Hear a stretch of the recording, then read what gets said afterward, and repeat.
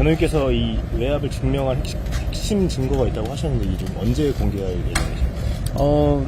글쎄요, 그 핵심 증거라는 거는 뭐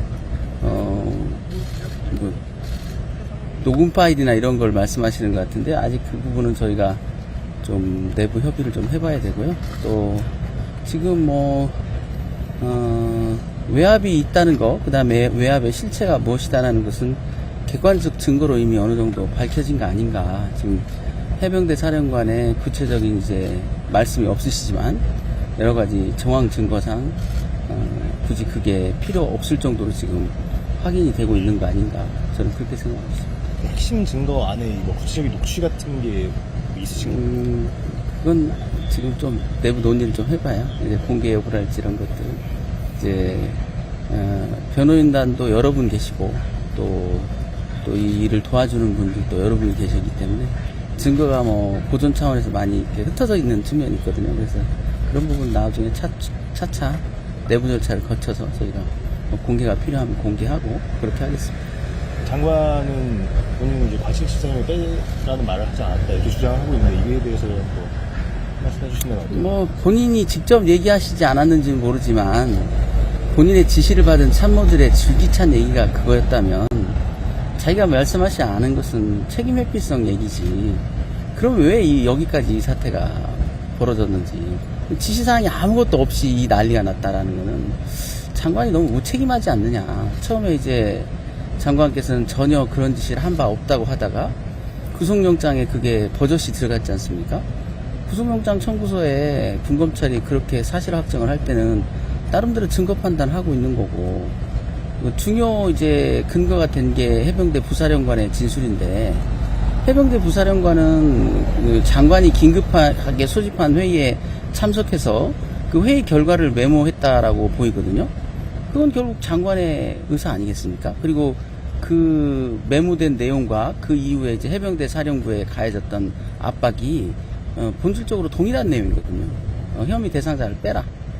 뭐 처음에는 직접 과실자로 한정하라고 하다가 이제 나중에는 아예 이첩 형식에 맞지도 않는 혐의 대상자, 혐의 사실 다 빼고 기록만 넘겨라. 이런 주장은 차관부터 시작해서 법무관리관까지 줄기차게 해온 얘기입니다. 그것이 이제 장관의 지시사항으로 명확하게 이제 드러난 게 이번 영장 청구서에 있었던 내용일 뿐이지, 또 차관과 법무관리관은 국방장관의 어떤 명을 받아서 그걸 구체적으로 전달하고 실행한 사람들 아니겠습니까?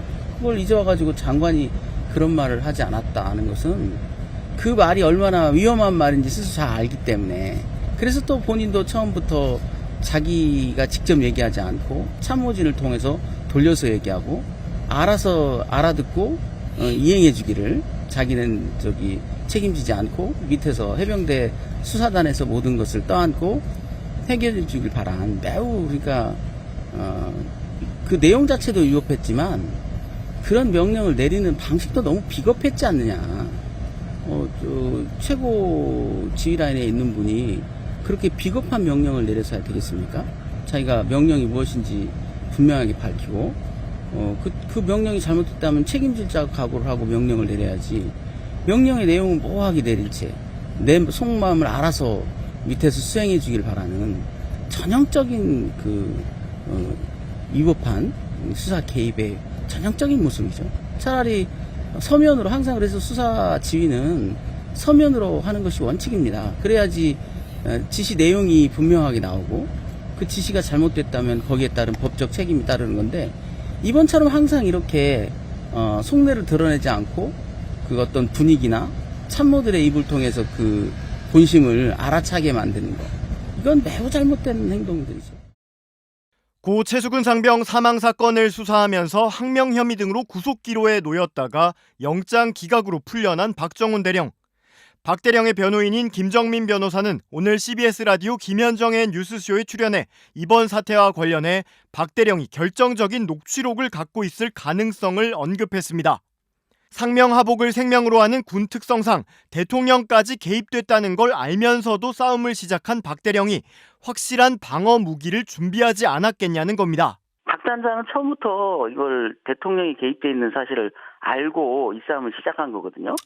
그렇다면 큰 전쟁이 될 수 있는데 수사를 시작하기 전에 단단히 무기부터 챙기는 게 상식 아니냐. 박 대령의 무기는 바로 대통령실 외압이나 대통령 개입과 관련된 녹취록일 수 있다고 김 변호사는 추측했습니다.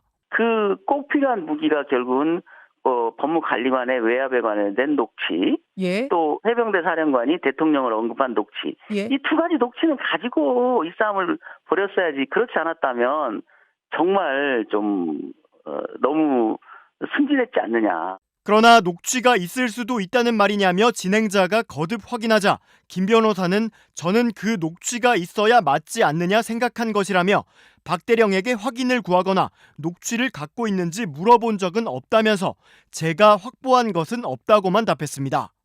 김 변호사는 또 MBC 라디오에서 해병대 사령관으로부터 대통령 개입에 관해 들었다는 박 대령의 진술을 뒷받침하는 정황들도 일관되게 확인되고 있다고 강조했습니다. 7월 31일 날 박 단장이 해병대 사령관한테서 VIP 관련 언급을 듣고 내려와서 그날 전한 겁니다. 이게 VIP가 관련돼 있다. 그러니까 수사관들이 그걸 기억했다가 이번 군검찰 조사에서 진술해 준 거예요. 예. 자세하게.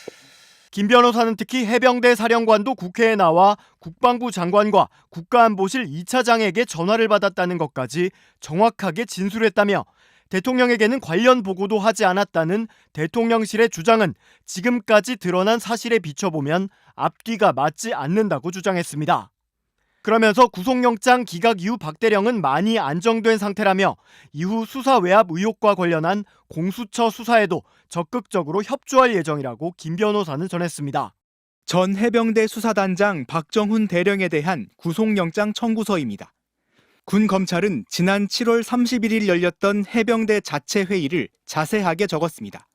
해병대 부사령관은 이 자리에서 장관 지시사항을 전달합니다.